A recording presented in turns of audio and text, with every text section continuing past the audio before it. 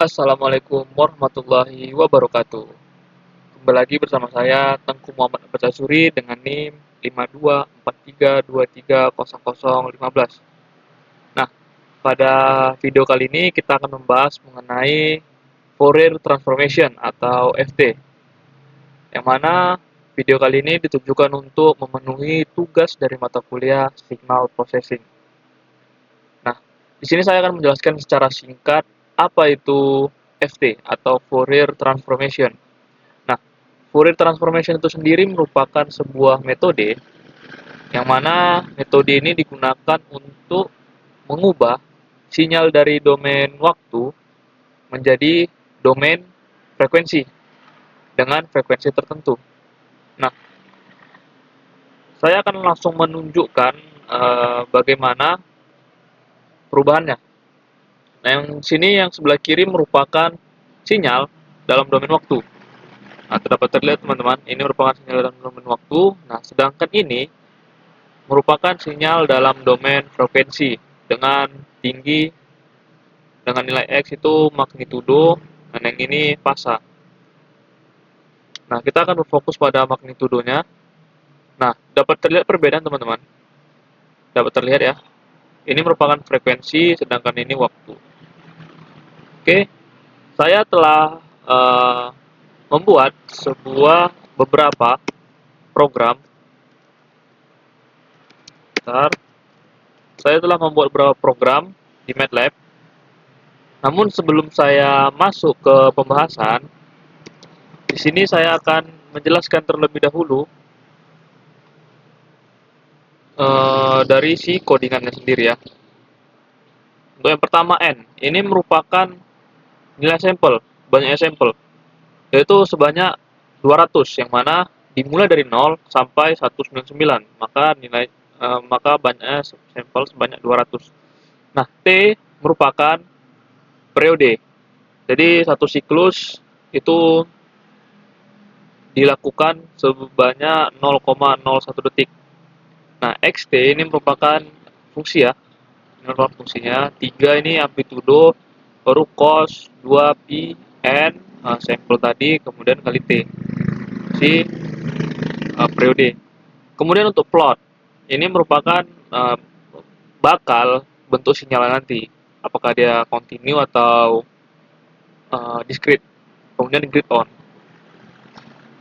Baik, kita langsung mulai saja. Ini merupakan sinyal kontinu ya, sinyal kontinu, yang mana pada cos dia dimulai dari puncak amplitudonya. Nah, bagaimana jika ini kita ubah menjadi sin? Nah, di sini dapat terlihat ya, nilainya grafik tadi tidak dimulai dari 3, tapi dari 0. Dari 0 naik ke 3. Bagaimana jadinya jika plot ini saya ubah menjadi stem? Nah, jika kita ubah plot tadi menjadi stem, inilah merupakan sinyal yang akan kita gunakan, yaitu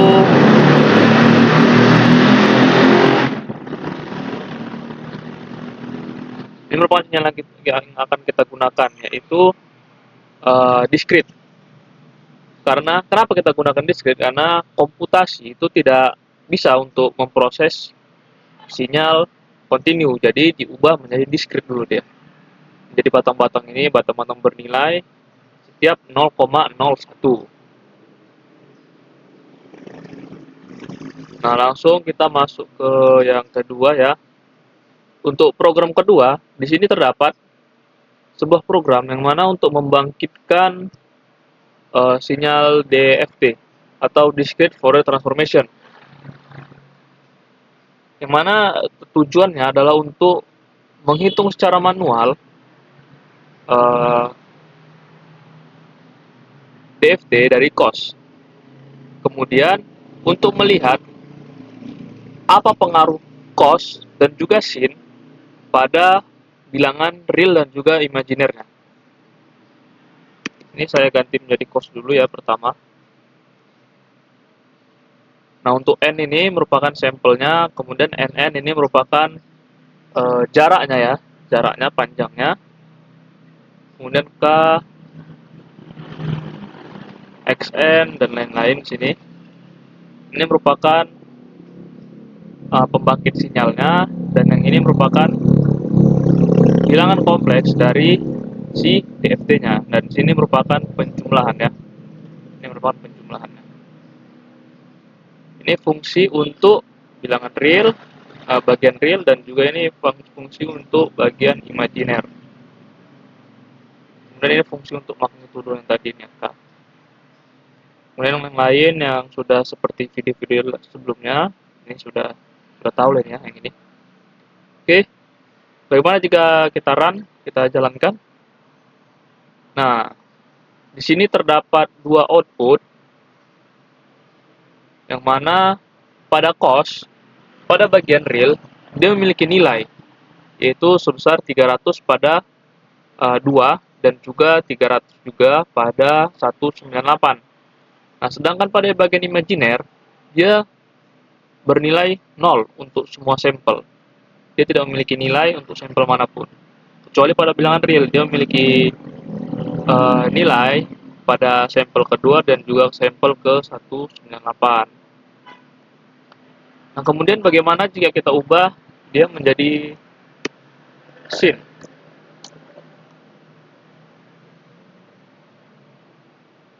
Nah, di sini mari kita lihat. Nah, dapat terlihat teman-teman. Di sini berketerbalikan dengan cos tadi, pada sin, bagian imajiner yang memiliki nilai. Nah, dapat terlihat ya, bagian imajiner memiliki nilai, sedangkan pada bilangan real, dia malah bernilai 0. Yang mana ini merupakan keterbalikan dari yang pertama tadi, dari cos tadi. Kemudian, apa yang terjadi jika saya ingin mengubah sampelnya dari 200 menjadi 1000? Nah, mari kita lihat di sini. Kita ubah jadi 200, dari 200 menjadi 1000 ya. Mari kita lihat hasilnya. Nah, dapat terlihat di sini untuk sampelnya semakin banyak, yaitu sekitar 1000. Kemudian untuk batangnya, untuk sinyal diskretnya itu sudah rata, sudah seperti sinyal sinusoidal pada umumnya, karena dia semakin rapat, semakin banyak sampelnya semakin rapat juga dia, karena sampelnya sudah banyak. Lalu ini untuk pembangkit sinyal tadi yang sinusoidal. Bagaimana jika di sini saya ubah sampelnya menjadi 1000 juga? Ubah menjadi 1000. 1000. Kemudian oke, sis 200, 800. Ini kita ubah jadi 1000. 1000, ini 800. Oke. Ini 1000. Oke, udah semua ya. Yang per 200. Ini kita ubah jadi 1000 juga. 1000. Dan oke, dah. Nah, mari kita coba.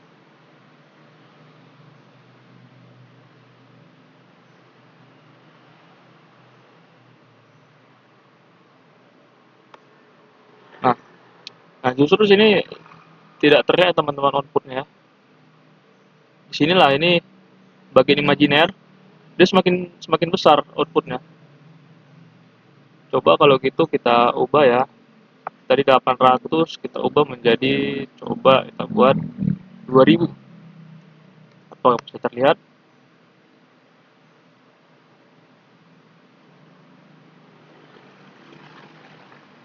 Oh, salah ya teman-teman. Lalu, nah ini seharusnya kita ubah jadi 2000. Coba jadi 2000. Oke, nah kemudian sudah terlihat pada fungsi sin tadi. Nah, di sini pada bagian imajiner tetap terlihat untuk si nilainya pada sampel ke 998 ini. Pada sampel ke 998. Nah, di sini sebesar sekitar 1.500-an ya, 1.560-an sekian. Nah, sedangkan pada bilangan real dia tidak terdapat, dia tidak memiliki nilai ya, nol seperti tadi. Kemudian bagaimana jika kita ubah di sini menjadi cost? Ubah menjadi cost.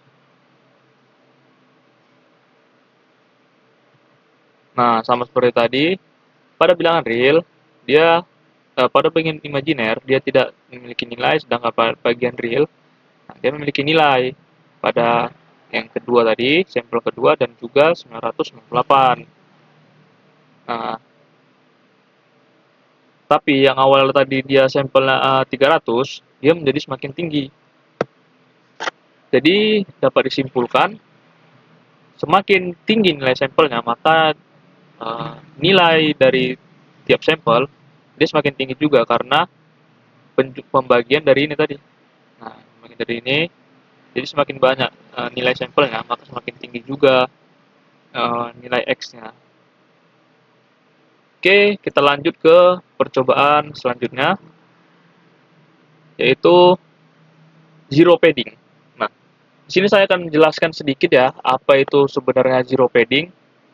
Zero padding sendiri merupakan uh, sebuah cara di mana kita menambahkan nilai 0 di belakang sampel ini, sampel X ini. Nah, apa tujuannya untuk kita menambahkan nilai 0 tadi? Jadi tujuannya sendiri merupakan adalah untuk memperhalus atau memperrapat sinyal awalnya tanpa merubah nilainya. Oke, get it? Dapat? Nah, langsung saja kita coba ya. Untuk yang pertama, kita akan mengubahnya, menambah nilai nolnya itu menjadi beberapa. Yang pertama 4, kemudian 12, kemudian 16. Yang mana kita akan melihat hasilnya. Pertama kita tambahi, kita 0 ya, kita tidak tambah apapun. Kita lihat hasilnya, nah ini hasilnya. Ini sekuen unit stepnya.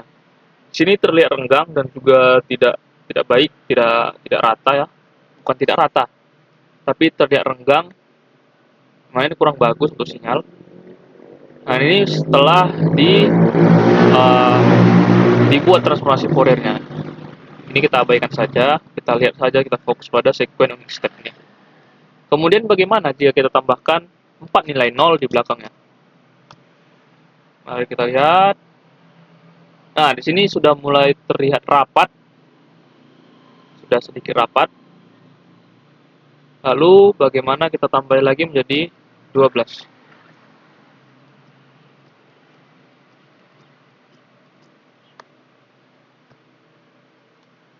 Nah, di sini menjadi semakin rapat lagi teman-teman.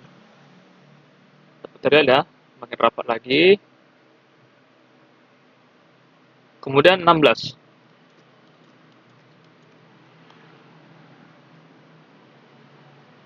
Nah, semakin rapat dan juga semakin rapat lagi. Yang terakhir coba kita buat lebih banyak lagi, yaitu 24. Berarti 24 ya.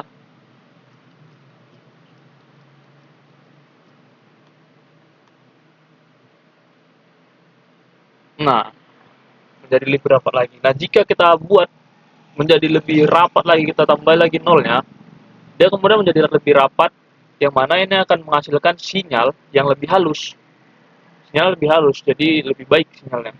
Sinyal yang halus itu sinyal yang lebih baik.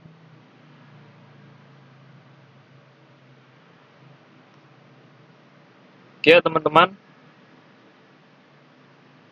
Kemudian mari kita lanjutkan untuk ke percobaan yang ketiga, yaitu untuk menggabungkan dari yang awal tadi yang merupakan dasar dari DFT tadi dan juga zero padding, kemudian kita satukan di percobaan ketiga ini.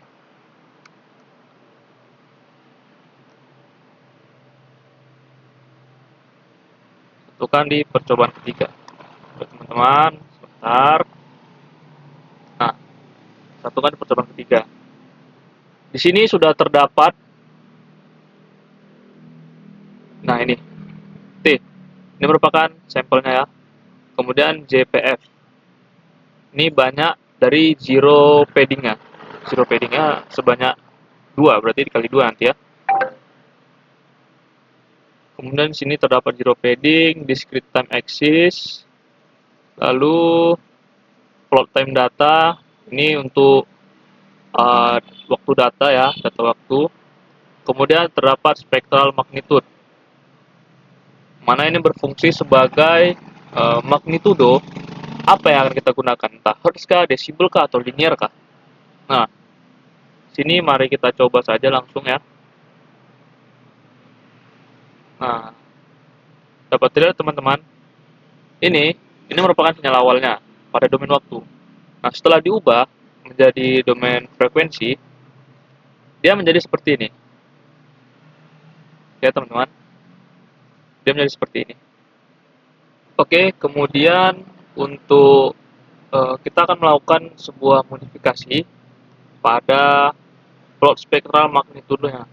Jadi kita di sini akan mengubah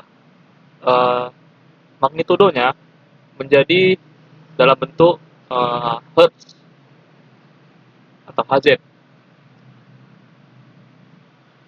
Nah, bisa kita lihat ya, dia menjadi lebih baik. Dia menjadi lebih apa namanya ya, bisa direpresentasikan lah. Karena apa?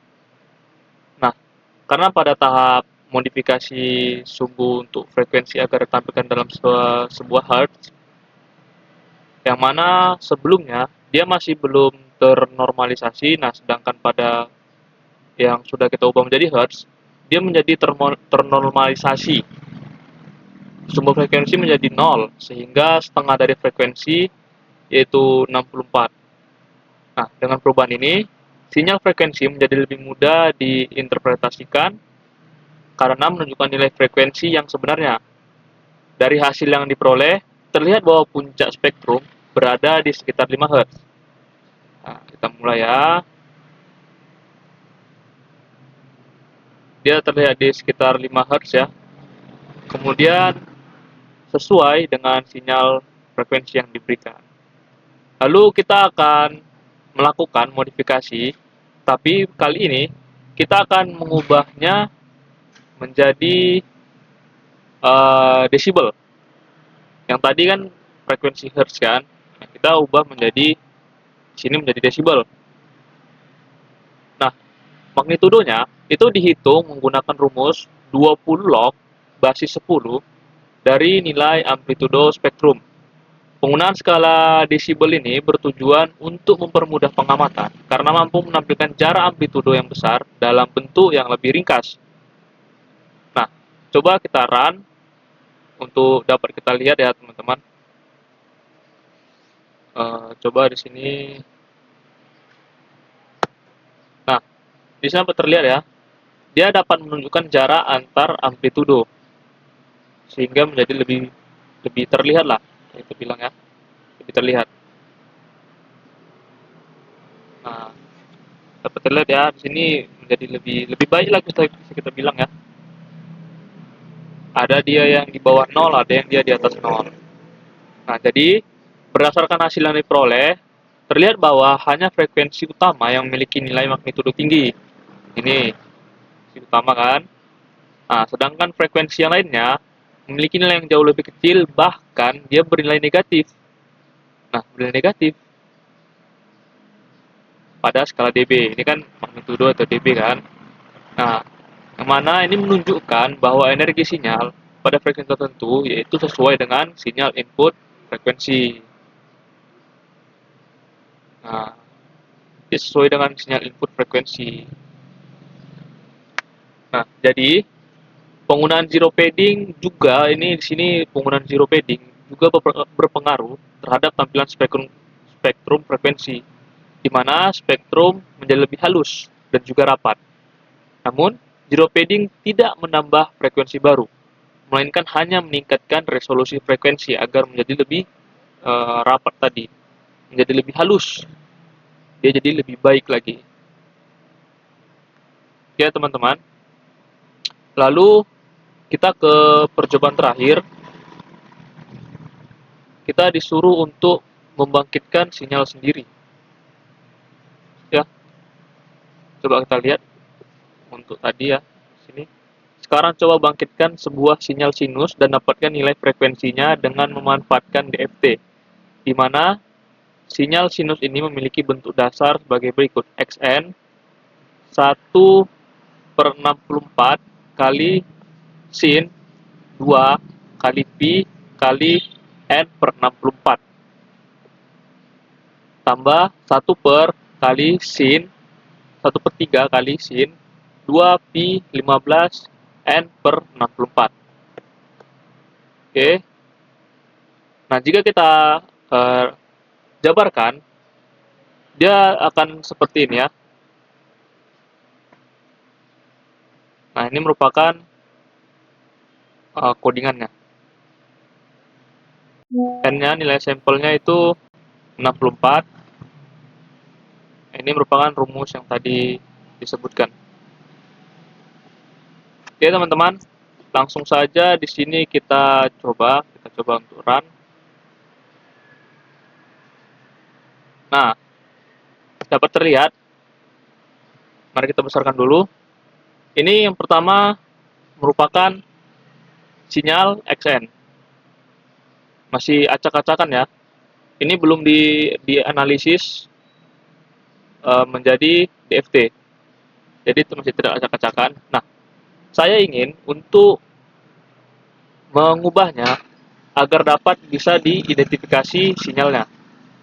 Nah, di sini setelah diubah menjadi spektrum frekuensi DFT, maka dia terlihat ada dua, ada yang frekuensi tinggi dan juga frekuensi rendah. Nah, pada frekuensi tinggi dia terdapat pada ini satu maksudnya, 1 dan juga 63. Sedangkan pada frekuensi rendah dia bernilai di 10, 11, 12, 13, 14, 15, di 15 dan juga 49. Nah, yang mana ini berarti menunjukkan bahwa sinyal tersebut memang tersusun dari dua frekuensi utama. Yang mana ini menunjukkan kemampuan dari si DFT untuk menguak kandungan dari frekuensi ini.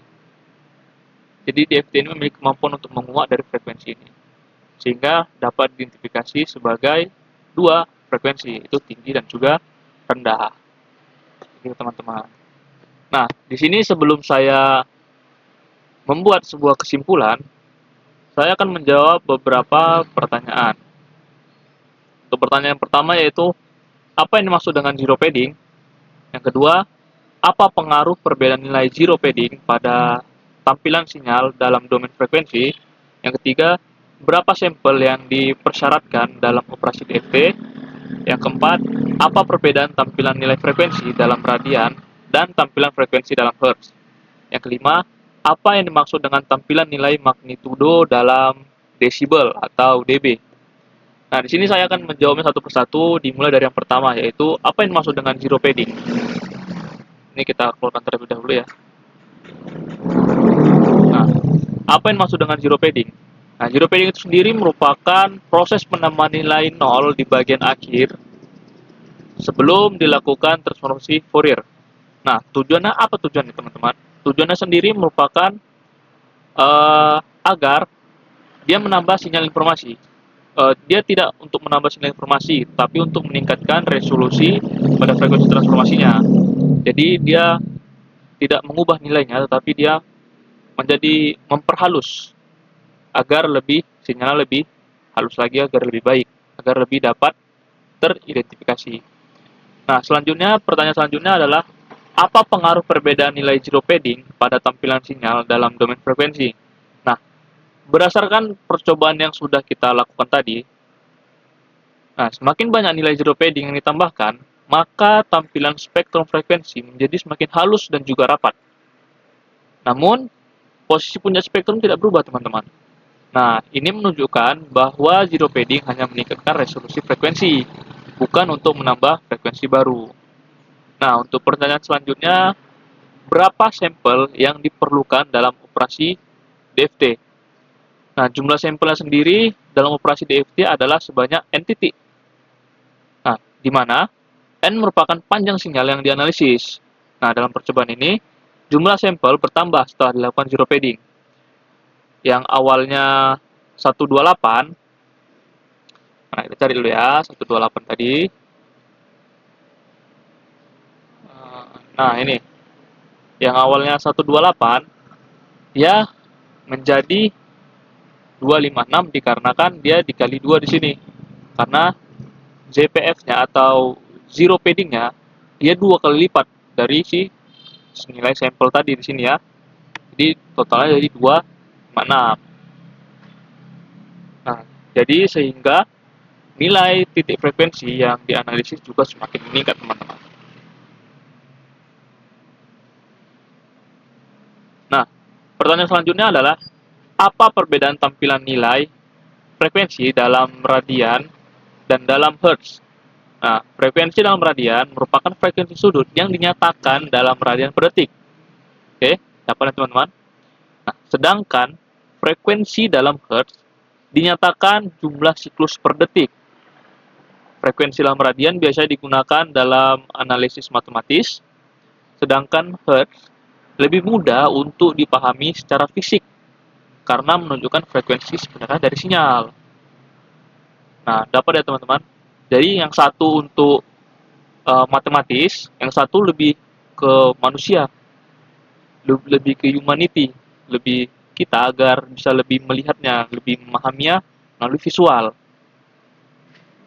Ya, oke kita lanjut ke pertanyaan terakhir, yaitu apa yang dimaksud dengan tampilan nilai magnitudo dalam desibel? Nah, nilai magnitudo dalam desibel merupakan representasi logaritmik dari amplitudo spektrum frekuensi. Nah, skala desibel digunakan untuk mempermudah jarak pengamatan nilai amplitudo yang besar. Nah, bisa kita lihat ya.